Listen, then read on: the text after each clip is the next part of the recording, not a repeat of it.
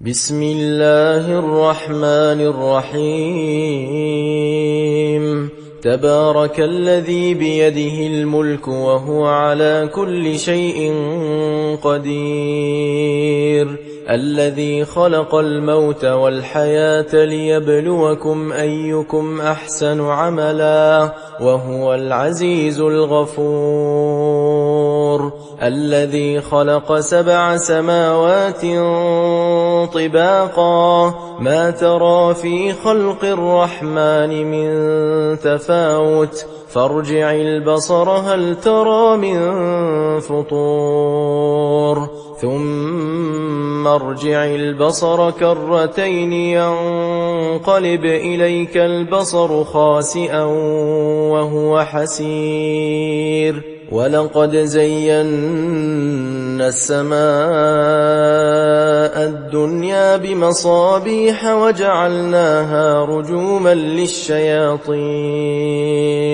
وأعتدنا لهم عذاب السعير وللذين كفروا بربهم عذاب جهنم وبئس المصير إذا ألقوا فيها سمعوا لها شهيقا وهي تفور تكاد تميز من الغيظ كلما ألقي فيها فوج سألهم خزنتها ألم يأتكم نذير قالوا بلى قد جاءنا نذير فكذبنا وقلنا ما نزل الله من شيء إن أنتم إلا في ضلال كبير وقالوا لو كنا نسمع أو نعقل ما كنا في أصحاب السعير فاعترفوا بذنبهم فسحقا لأصحاب السعير إن الذين يخشون ربهم بالغيب لهم مغفرة وأجر كبير وأسروا قولكم أو اجهروا به إنه عليم بذات الصدور ألا يعلم من خلق وهو اللطيف الخبير هو الذي جعل لكم الأرض ذلولا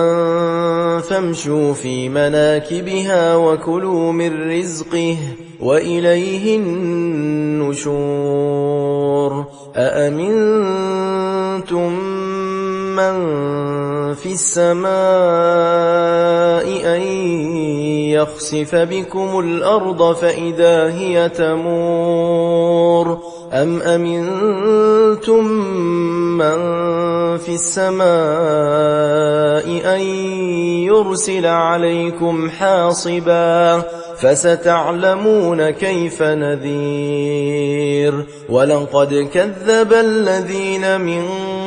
قبلهم فكيف كان نكير أولم يروا إلى الطير فوقهم صافات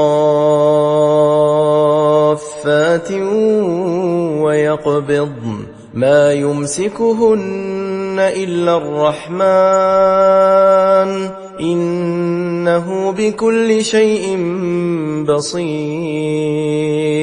أمن هذا الذي هو جند لكم ينصركم من دون الرحمن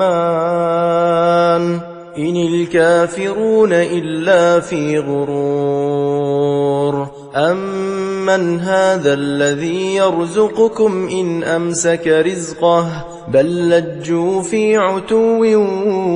ونفور أفمن يمشي مكبا على وجهه أهدى أمن يمشي سويا على صراط مستقيم قل هو الذي أنشأكم وجعل لكم السمع والأبصار والأفئدة قليلا ما تشكرون قل هو الذي ذرأكم في الأرض وإليه تحشرون ويقولون متى هذا الوعد إن كنتم صادقين قل إنما العلم عند الله وإنما أنا نذير مبين فلما رأوه زلفة سيئت وجوه الذين كفروا وقيل هذا الذي كنتم به تدعون قل أرأيتم إن أهلكني الله ومن معي أو رحمنا فمن يجير الكافرين من عذاب أليم قل هو الرحمن آمنا به وعليه توكلنا فستعلمون من هو في ضلال مبين قل أرأيتم إن أصبح ماؤكم